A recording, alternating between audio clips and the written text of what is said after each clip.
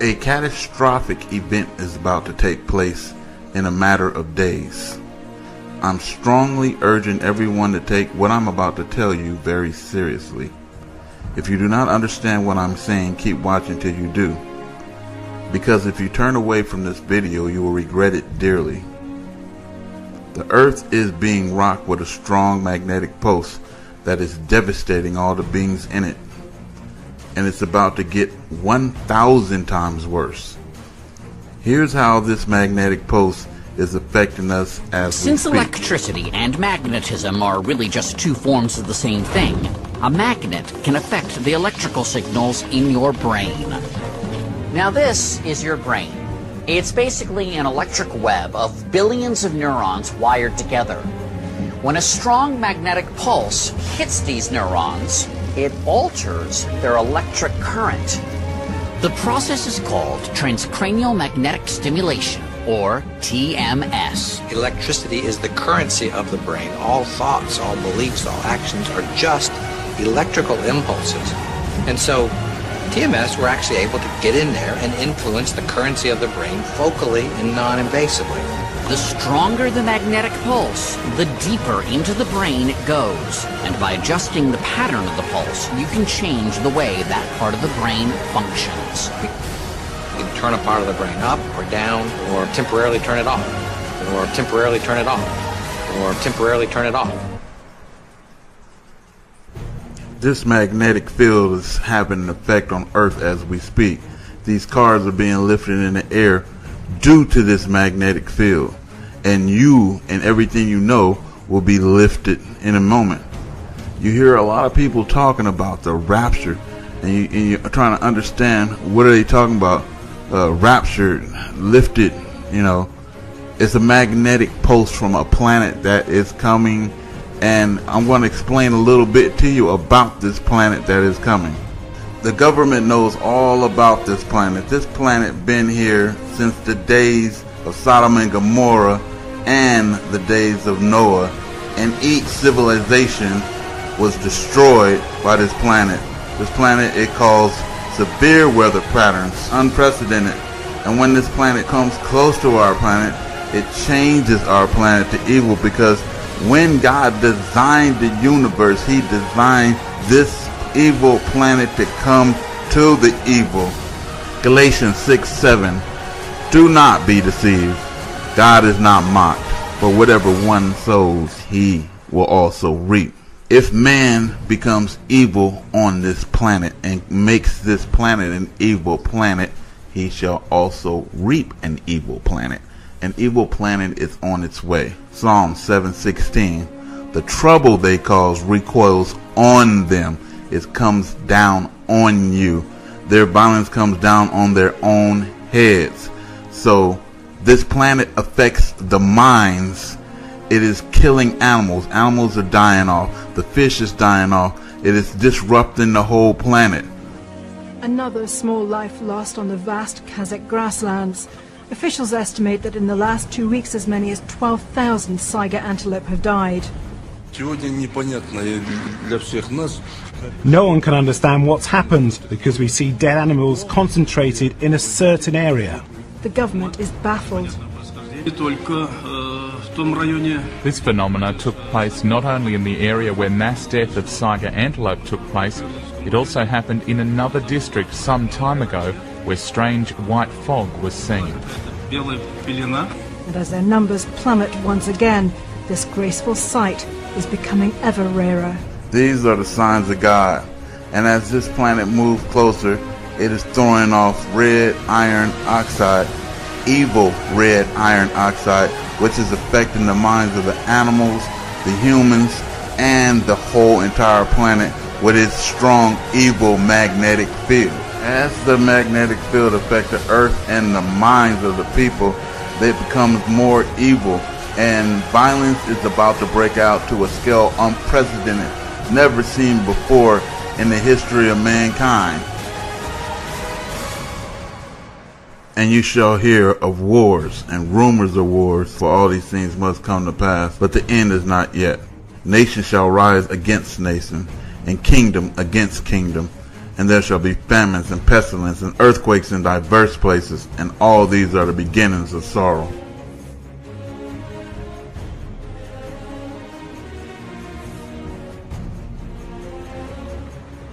Coming at you live from Gilbert, Arizona, Southeast Phoenix. This is unedited footage of the sunset. Are you serious? Now, as this planet approaches our planet, it lets off iron oxide. It has a meteor tail 3 million miles long. And this meteor tail, every time this planet turns and swerves and goes around something, it spreads out like wings. And those wings will be a sign of the return of Christ. It will be a sign.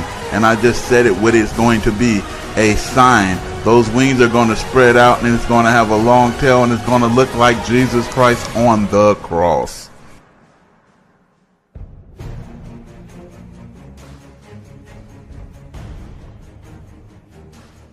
This prophecy stated that if man did not turn from evil and place himself at the feet of God, the planet would self-destruct, and the events described in the book of Revelations would indeed come to pass.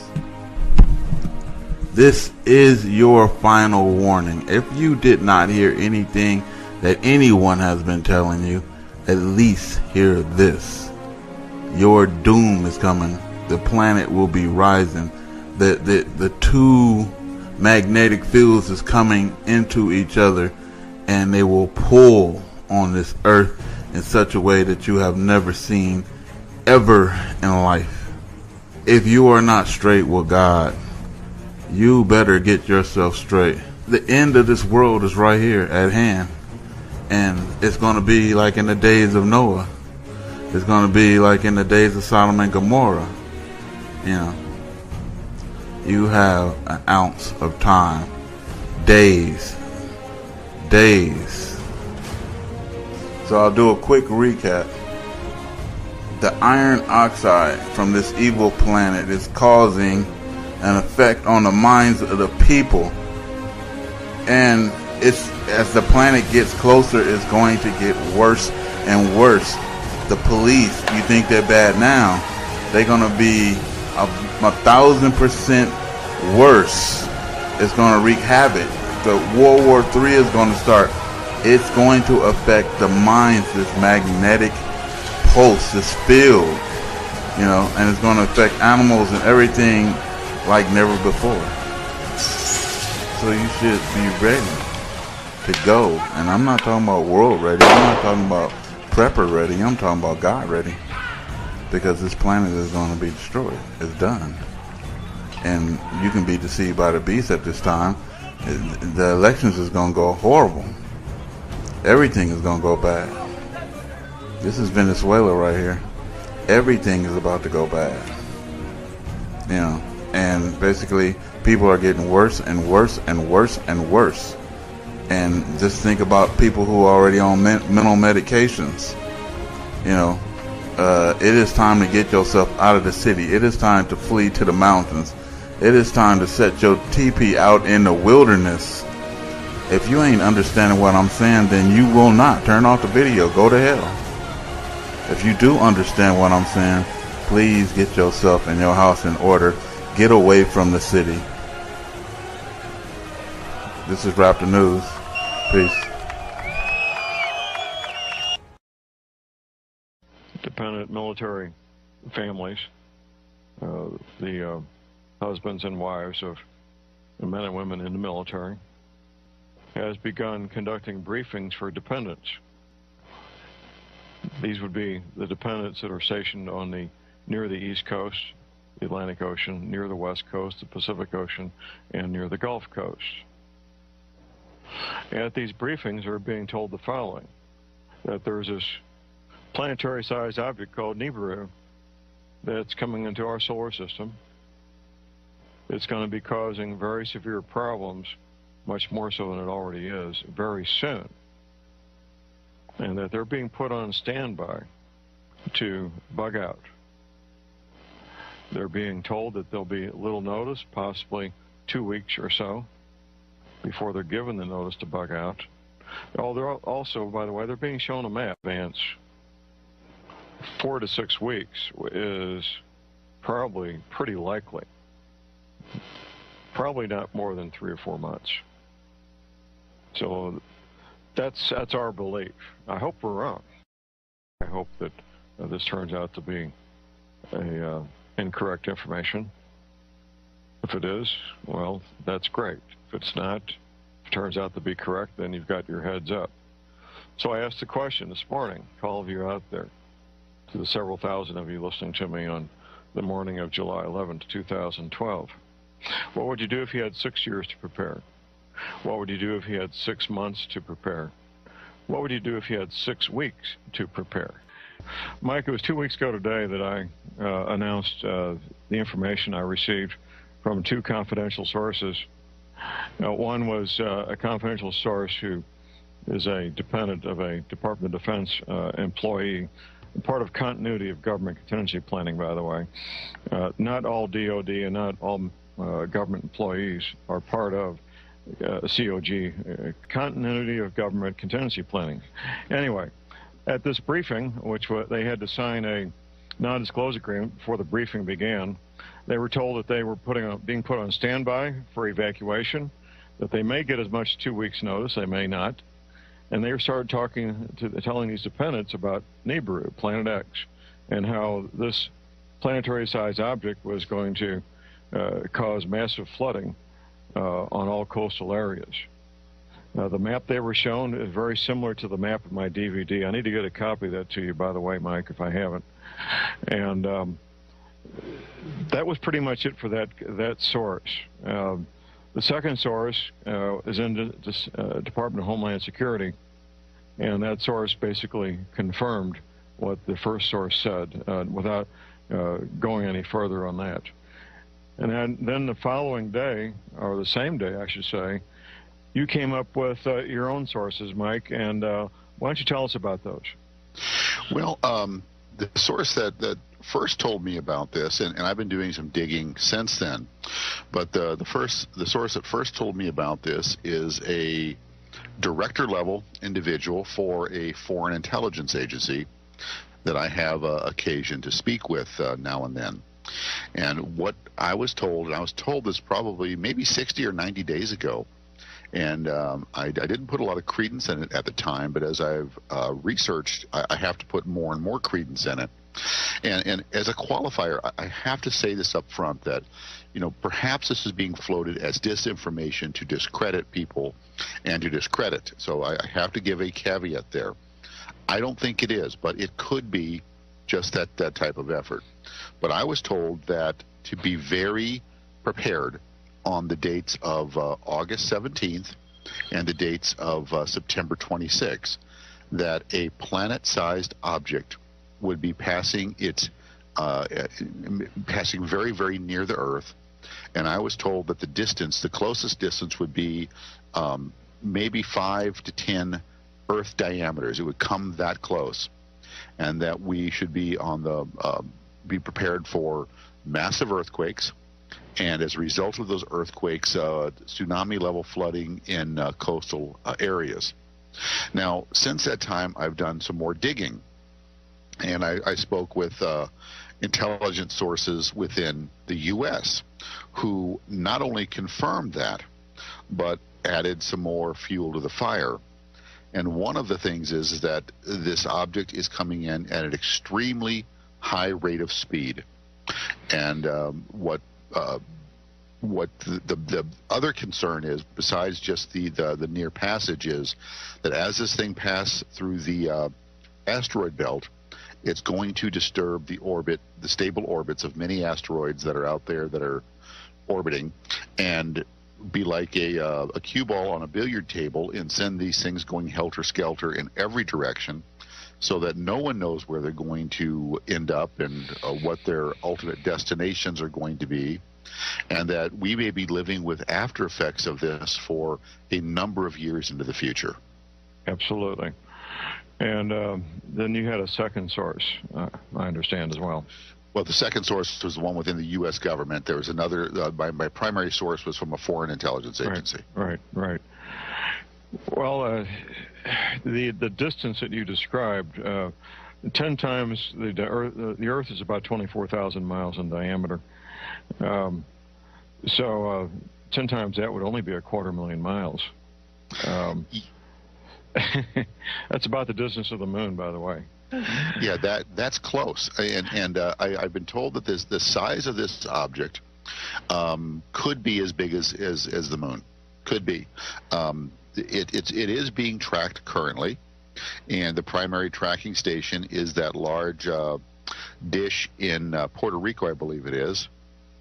So yeah, I'm trying to learn more and as much as I can, as quickly as I can, because this will affect a lot of people.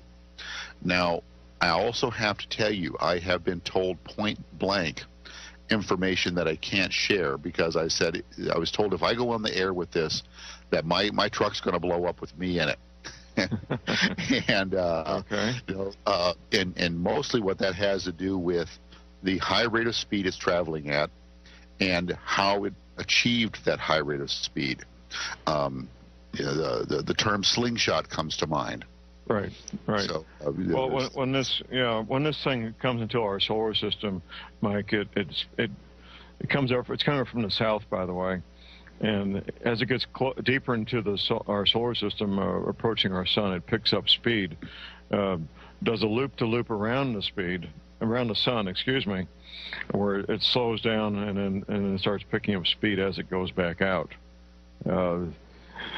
Now, the size you're describing is not the size I've been hearing forever for the 10th planet. This sounds like something far smaller. Our moon is a fairly small rock compared to the size of Planet X or Nibiru. So I'm a bit confused on that. I have been told also that Nibiru, or the 10th planet, has a debris field about 250,000 miles wide, which would put us well within the debris field if it's coming that close. Well, John, I have to be honest here, and I don't know what I don't know, and I'm having a hard time discerning what is real information from what is disinformation. Right. Because that's one of the things that the powers that be will do, is they will give you bits of information, but they'll also give you bits of disinformation.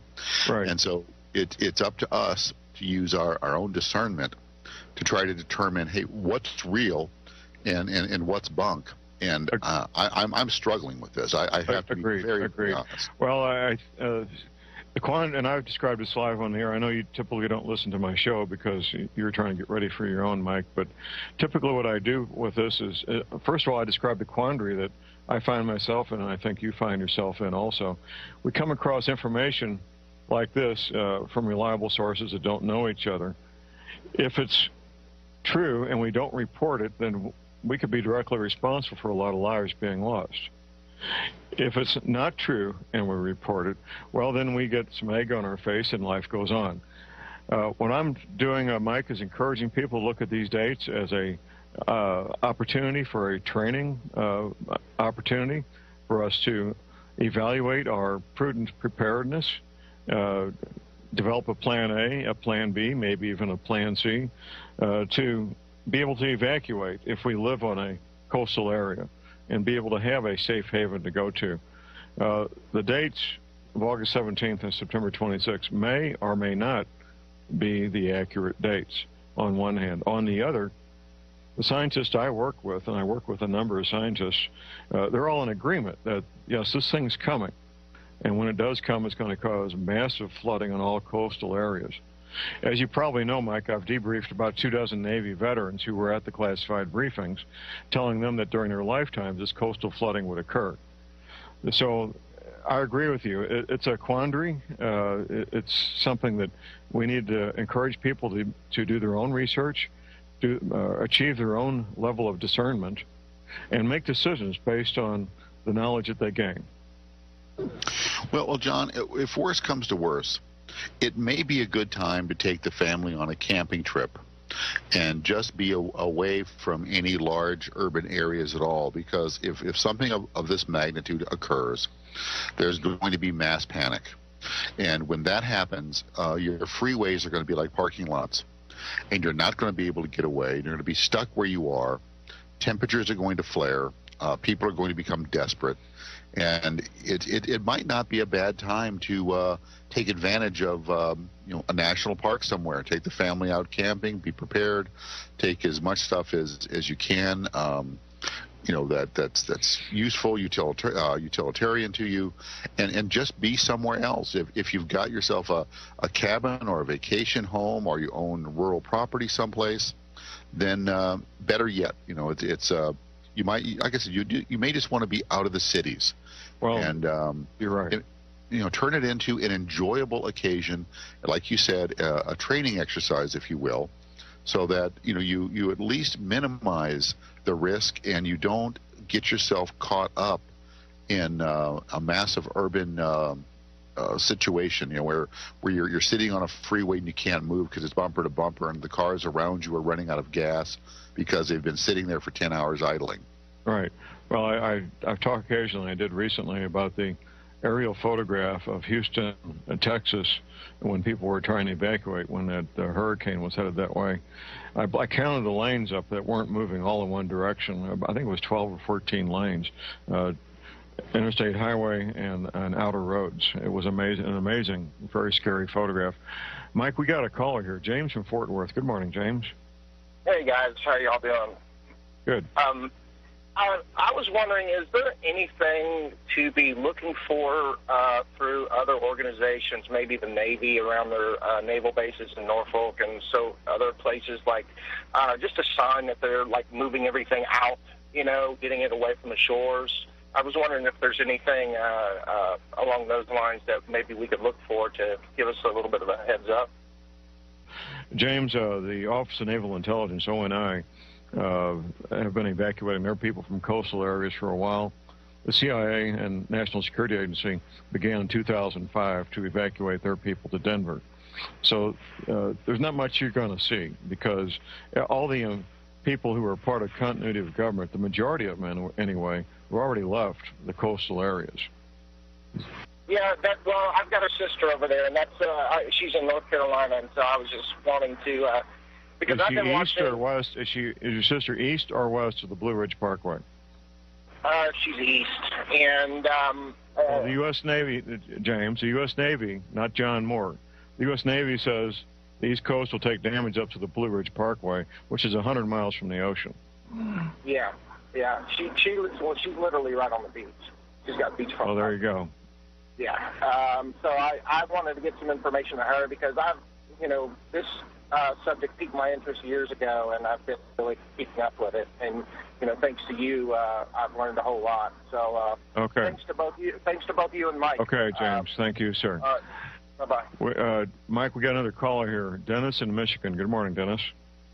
Good morning, John and Mike. I noticed I have a comment and another comment after that. I noticed that the dates between August 17th and September 26th is exactly 40 days and 40 nights. 40 nights. 40 nights. 40 nights.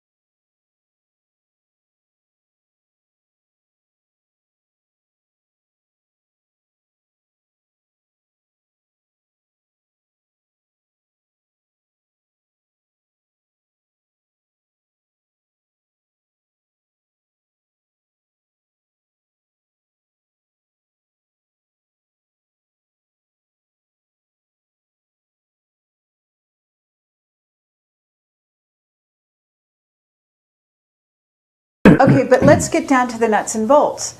The stock market is crashing. You need to invest in gold and silver The if you want stock to stay alive. market was rotten to its core. Absolutely. But are you telling people to leave, to go to South America? What's your advice? I'm telling people that you're in for some difficult times. And I say this in my presentations. I jokingly look at them and say, you're all doomed. There's not a one of you that's going to be around 100 years from now.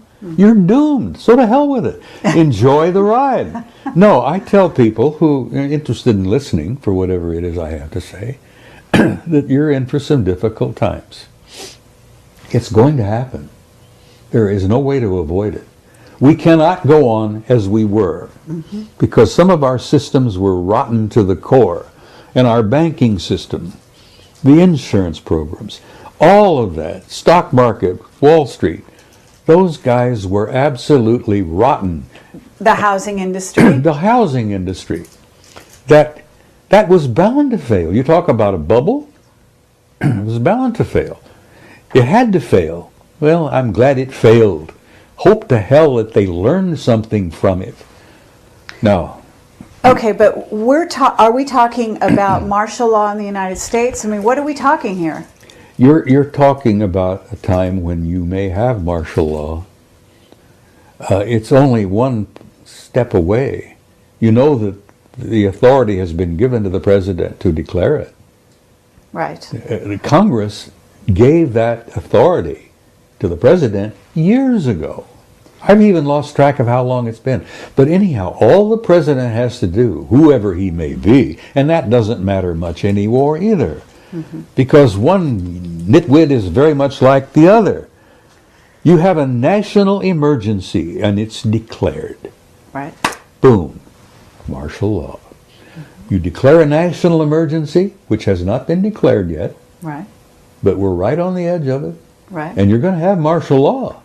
Okay, but we don't have an election, right? Well, you're thinking about an October surprise. I have no idea. I'm asking you. Well, I don't know about that. I'm not sure it'll happen in October. I suspect it may occur within the next year. But I don't know. I haven't had any dreams. My dreams have been pretty fascinating recently, but none of them have been terribly troubling. And I know this is all happening. It's going to take place. It's inevitable. It's been orchestrated. The Illuminati do exist. They are in power. They've been in power for years. They've been demonstrating that power ever since 1913, when they created the hell is it, this banking system? The Federal Reserve. Federal Reserve, yeah, which is a private corporation.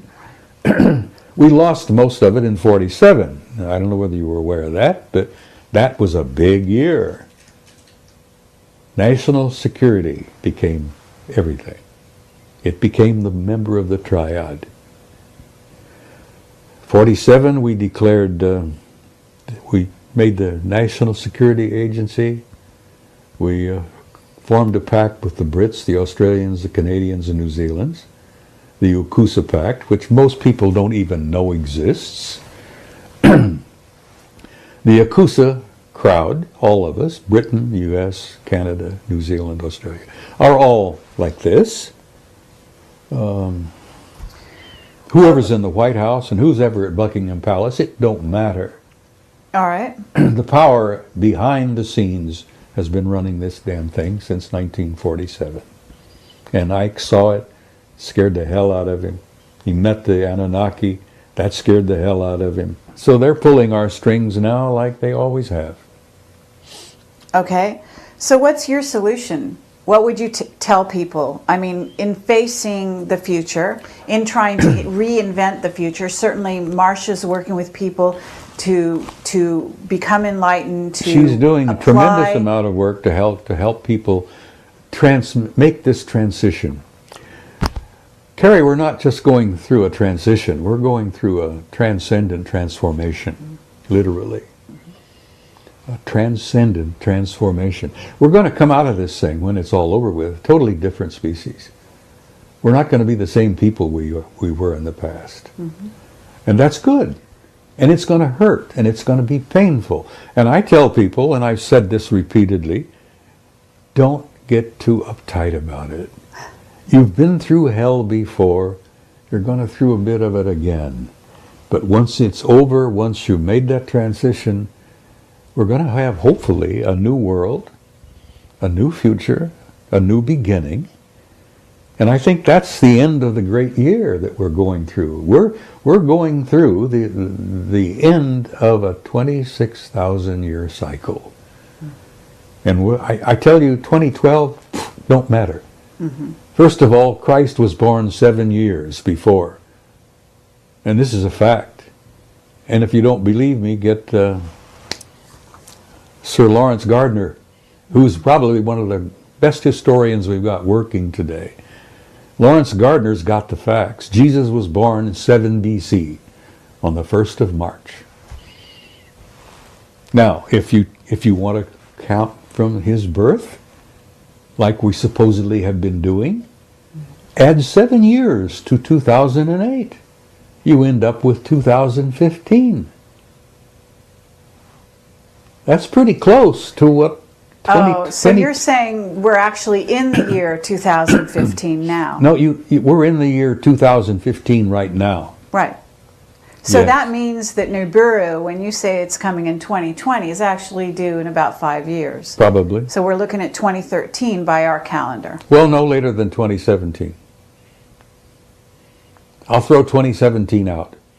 Okay. And you can take that to the bank. 2017. Now, Okay. that'll give or take a year or two, because the celestial mechanics, they haven't really worked it all out yet. We've got computers you wouldn't believe, but they're still trying to feed in some of the data. So is one of the remote viewers, you're in touch with Ingo Swann? I haven't been in touch with Ingo for some time, but Carrie, I've been doing some remote viewing. Right. I've even had a couple of out-of-body experiences. Mm-hmm. I've been doing a lot of meditating. When you step into that world, there is no time. Mm-hmm. And you can talk to anybody, everywhere, all at once. Mm-hmm. And now, that sounds silly to anyone who doesn't understand what I'm trying to say. Mm-hmm. When you step into that realm of timelessness, and you remote view, and you step out of your body, and you go into altered states, and you meditate, you're in a timeless, infinite reality that people communicate. You'd be shocked and amazed at the wealth of information that's out there just to tap into. The old ones used to talk about the Akashic record. Mm-hmm. It's real. It's real. And it isn't just about the past, because, Carrie, there is no past. Nor is there a future. There's only an eternal now. And a physicist sitting here in this room would say balderdash, because they wouldn't grasp for a minute what I'm trying to talk about. But old Ingo would. Yeah, absolutely. Well, I've been some of those places myself that you're talking about. I knew it, you see. And so I have to say you're absolutely right. And it's incredible pleasure for us to hear this from yourself. And I would like to, at this time, just open the floor and say, is there anything that we haven't covered here that you would like to talk about? And then, of course, we would also like to invite Bill to ask you some questions. We've danced around on a whole bunch of things for the last hour. I enjoy it. I enjoy chatting with you two guys. You're pleasant people. Mm-hmm. As I say, I'm an old codger, and you plug me in and turn me loose. There's no telling where I may end up. I've been around 79 years this trip. I've made a dozen or two previous trips, which amazingly I remember quite a bit about. When you start going into that timeless realm, you step into that infinite, which we're all part of. Memories of other lives come flooding into you sometimes. Mm-hmm. Oh God, the things I've seen, the things I've done, the places I've been, this life are kind of shocking. The things I've done, the places I've been, and the lives I've lived before are beyond belief. I'm not boasting. This is not a boast. Mm-hmm. But I'm an old soul. I've been around on this planet a long time. And I amazingly remember it. Some of the memories I would rather not remember because they're painful. Mm-hmm. Hell, I have memories of Sumer. I knew the Anunnaki back then. Worked with them. I was one of their products. I know them now. And I don't have any fear. And in bringing this to a close, I would like to say to whoever is watching, get rid of the fear. You have nothing to fear. You are an immortal, timeless being who has an infinite future in a glorious universe that's so filled with beauty and life that we on this little tiny planet couldn't begin to grasp. But I say to people, don't be afraid, for God's sake. Gather around you those you love. Spread that love around. And go into tomorrow with courage. Because you've been through a hell of a lot worse before. So be hopeful, love one another, and have courage. And that's really all I have to say. Well, thank you, Bob Dean. It's really an honor and a pleasure. Thank you, Carrie Cassidy. I enjoyed every minute of it. I'm 79 years old. What do you mean, hold that thought?